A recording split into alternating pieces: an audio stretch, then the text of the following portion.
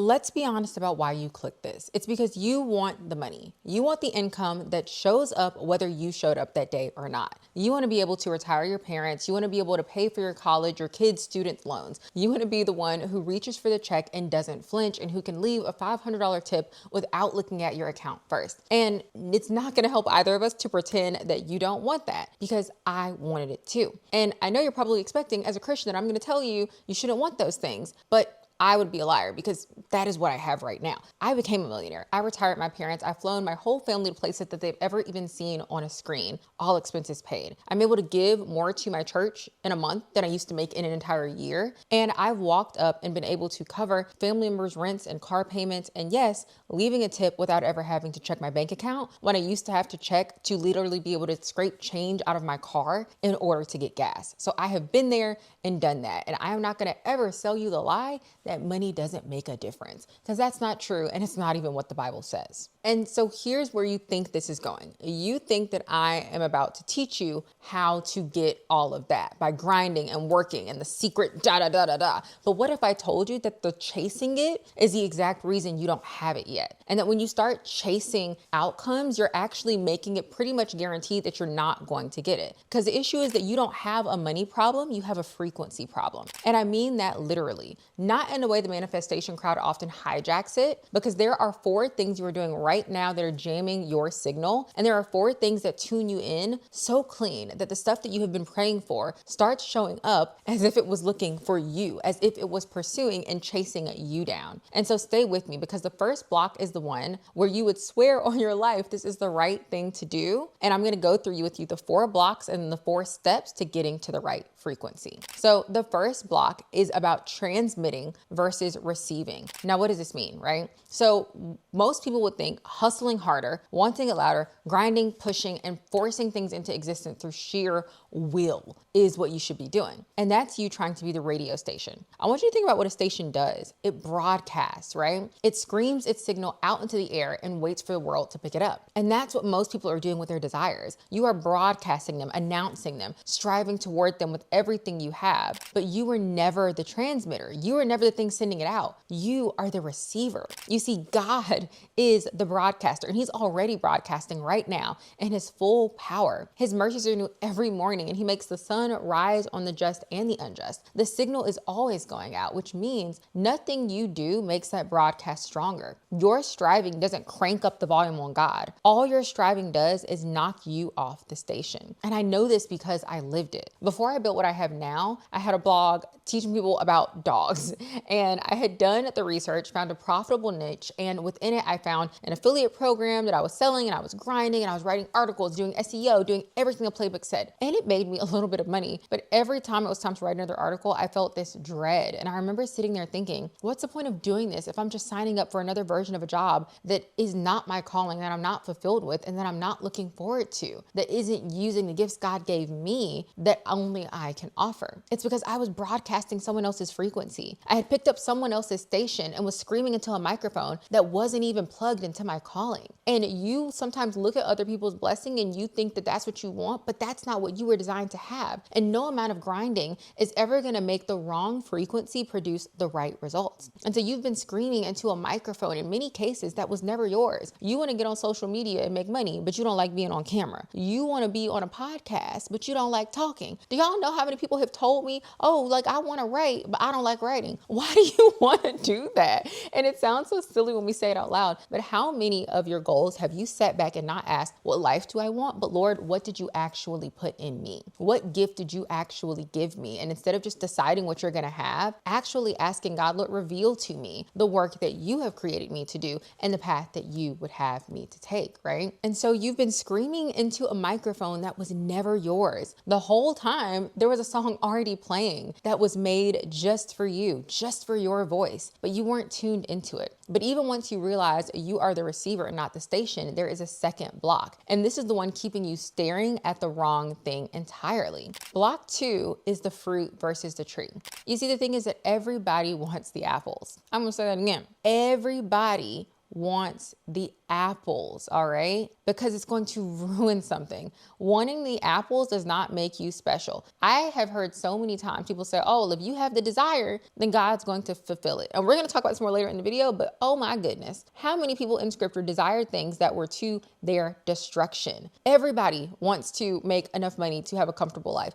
Everybody wants to have these things, and wanting the thing is not the only condition for having the thing. You see, wanting the apples does not make you different or driven or more ahead of anyone, because the desire is easy. Wanting the thing is easy. And if every single person watching this wants the apples, you have to think, have you been standing under a tree that you never became, staring up at branches that were never growing into fruit, asking why nothing is falling? And so here's the shift. The apple is not the unit of reality, the tree is. The outcome that you're asking for is always downstream of who you are. And saying I want the outcome is incoherent unless you are willing to become the kind of thing that produces the outcome as a byproduct of its own nature. And you got to look around, because everything around you right now, everything you have and do not have is a receipt. It's a receipt for something your character has already purchased. Both sides of your life, all the wins and the gaps, are receipts, all bought by who you have been. And so when you say, God, I want this outcome, what you're saying is, God, I want to be this kind of person. A seed doesn't strategize towards fruit. It does not hustle in that way. It just runs on its nature and the fruit falls out. And so the real question isn't just, do I want apples? Everybody answered that. Everybody wants the apples. The question is, are you willing to be the kind of seed that grows them without trying, right? So that raises the obvious question then, how do you become that tree? And this is where almost everyone reaches for the one tool that cannot do it. And that leads us to the third block that gets in people's ways. And this is the difference between renovation versus replanting. And so the tool cannot make you a different tree, right? Self-improvement is where everybody goes. And this is white knuckling, the discipline hat, the new year, new me, the bolting good new behavior on the same old trunk. This is you taking the oranges that are growing and painting them red and pretending they're apples. And I have to be careful here, because this is where so many people walk into a trap, is that you can work hard on yourself and grow, but you cannot self-help your way into a new nature. Even a bad tree pruned beautifully is still a bad tree. You can shape it, you can dress it up, you can make it look like it's about to produce, but you have not changed what it is. And I know this because I tried to do this at one point. I tried to force God to bless a tree that he had already decided to cut down. A few years ago, my best friend and I were trying to build this membership community for Christian women, a space for flourishing in every area of life. And I had such good intentions. I made a trailer. I spent money on ads.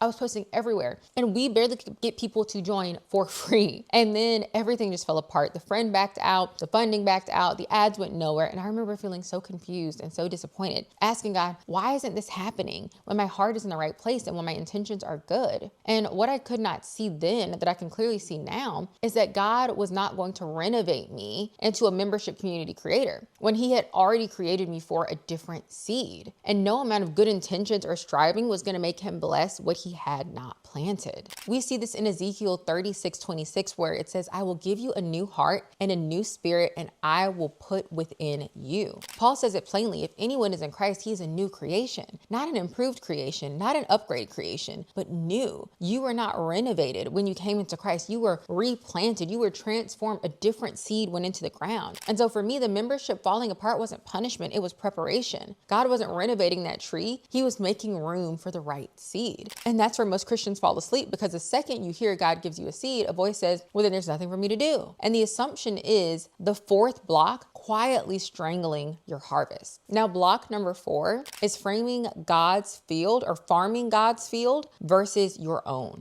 And this is how the trap sounds from the inside. Some of us can start to think actively or passively. If God's going to do it, if he wants it done, then he'll do it. And if it doesn't happen, then I guess it just wasn't God's will. He just didn't want it for me. And that's not faith. That is a nap wearing faith's clothing. In Deuteronomy 29:29, it says, the secret things belong to the Lord our God, but the things that are revealed belong to us and to our children, that we may do them. You see what that says? It says his part is a secret, right? I always say what God is going to do ain't none of my business, all right? He has revealed to us what his will for our lives are, right? And so that you would actually do it. And I don't mean that he revealed the specific specific path, but we know that he revealed to us to live virtuously, to pursue holiness, right? To treat our neighbor as we would have them treat us. And so we can live and abide by these things, and knowing that God has it under control shouldn't paralyze us. It should move us into action, because we can trust that wherever we come out, if we are abiding by his word, that there's not a wrong decision to make, that everything that we're doing, we know that God is in control. And so again, what God is doing is none of your business. That's his field. The timing is his field, right? Whether on this specific door and whether it opens on Tuesday or Wednesday or next year, his field, not yours. You are not hired for that department. And this is why the person with zero faith can sometimes out-earn the Christian. The secular person believes it's 100% on them, which isn't true and produces terrible arrogance, but it also produces relentless, unstoppable action. Meanwhile, the believer, we know that God is in control, which is good theology, but we can turn that truth into a pillow that we sleep on and don't get up to do the work. And so no, you were never asked to forecast the harvest. So many of you are paralyzed because you're up in the sky trying to read God's weather instead of down in the dirt doing what he told you to do. And so stop staring at the sky and get your hands in the ground. So the seed is given, the field is yours to work, which leaves the only question that actually now is important, which is now you know what's blocking you, but what do you do? So here are the 4 keys, and it turns out that tuning the receiver and tending the seed are the same motion. And if you found this valuable so far, before I give you the 4 keys, and if what you've heard has landed, please take 3 seconds to hit the like button and subscribe. I post videos regularly on building wealth and business God's way, and I don't want you to miss all the great gems that are coming. Now, here are the keys that are actually tuning in the receiver. So key number 1 is that faith is the water, right? So faith is simple. It is believing there is a signal worth tuning into it all. You do not reach for the dial if you don't believe that there's anything playing for you on the air. And on the farm, faith is the water. You pour water on the ground where you cannot see a single thing yet. There's no sprout today, and that doesn't mean that the seed isn't doing something. Faith is what waters the invisible, and it acts on the promise before the fruit ever breaks soil. Hebrews 11:6 says, without faith it is impossible to please him, because anyone who comes to God must believe that he is and that he rewards those who seek him. And so the reward is built into the definition of faith. You water the ground you cannot see because you trust the one who controls and owns the harvest, right? Faith without work is dead, but works without faith is just exhaustion, and you need both. The water and the belief that something is already growing underneath. Now, water alone can grow weeds just as fast as fruit. So the second key decides what your growth actually bends towards. And this is the second key of tuning into the right frequency, which is delighting in the sunlight, right? And so this is delight. When you tune into the station you actually love. Nobody drifts onto their favorite song by accident. Desire pulls the dial. Desire determines what you put on when music in the car, right? And on the farm, delight is sunlight. A plant grows towards whatever it faces.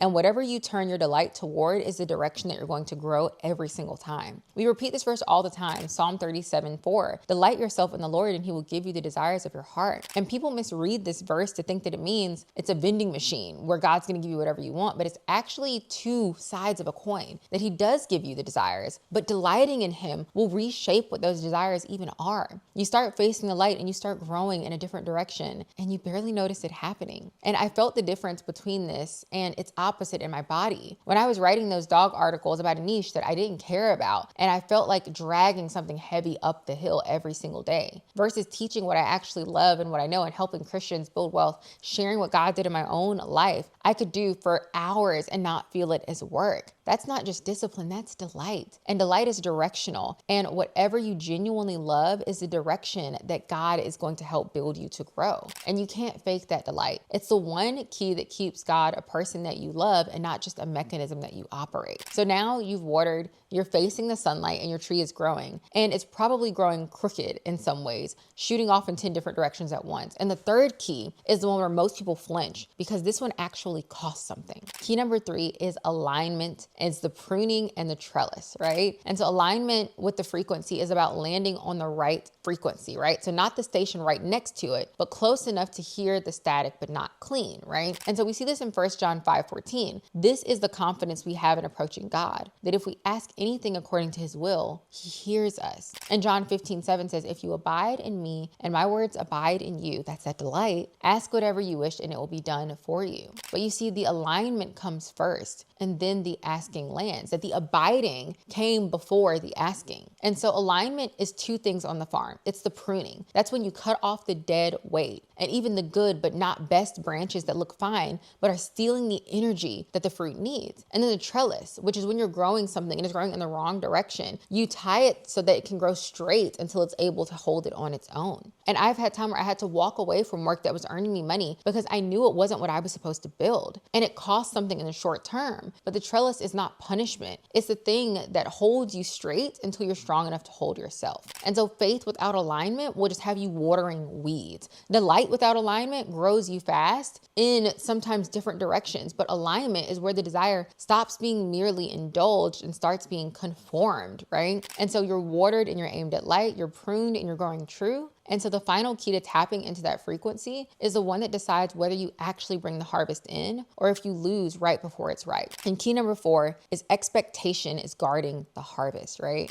On the radio, expectation is that you leave the receiver on and turned up. You do not tune in perfectly and then walk out of the room. So many of the best situations in my life have been a matter of, again, people say it all the time, but preparation meeting opportunity. James 1:6-7 says, ask in faith without wavering, for the one who doubts should not expect to receive anything. Mark 11:24 says, whatever you ask in prayer, believe that you have received it and it will be yours. Past tense. Already yours. That is the posture. And when you are planting, the expectation is guarding the harvest, that you put a fence around it, that you watch for pests, that you get up in the night when you hear something in the field. Why? Because you actually believe the fruit is coming. You get the basket and you get ready because nobody guards an empty field. You only protect what you are expecting, right? And when I bought the land and we literally saved the down payment before we ever knew where this land was, we had over $100,000, over $200,000 saved. And we had something we were praying for, but we didn't know, but we were saving as if it was already on its way. And I was guarding the harvest before the harvest ever existed.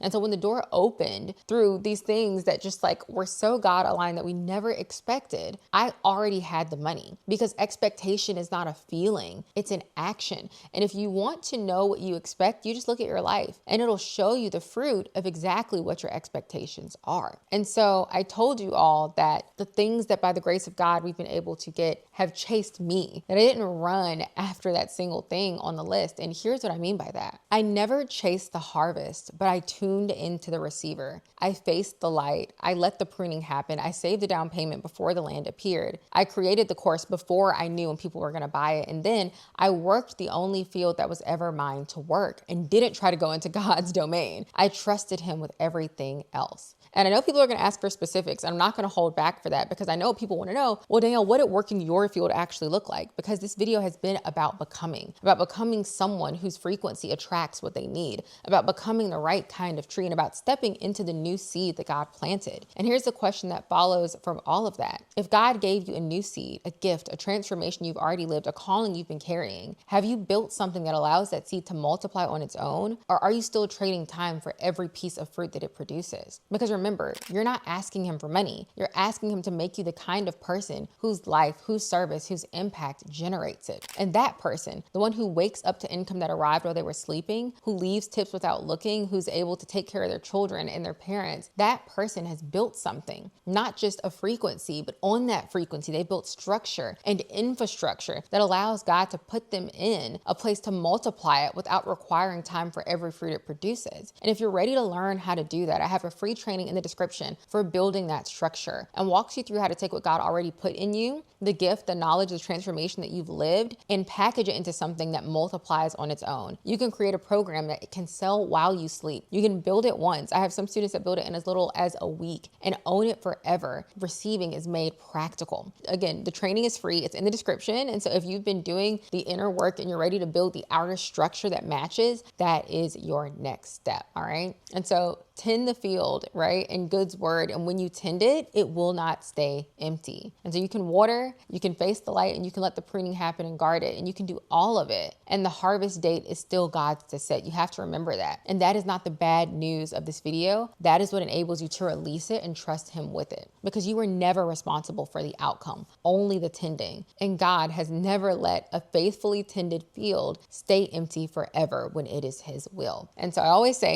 you're going to pray like it all depends on God and work like it all depends on you, because the God who holds everything in his hand is there and knows. And that's supposed to be the thing that doesn't leave you on the couch, but the thing that throws you off of it. So please comment below, which of the 4 keys do you feel most challenged by right now? Faith, delight, alignment, or expectation? Because that answer is going to help keep you accountable in the comments and tells you where to put your energy next. Remember, the apples were never the goal. The goal is to become the tree. And if you enjoyed, please hit subscribe to see more videos like this, and the thumbs up if you got value.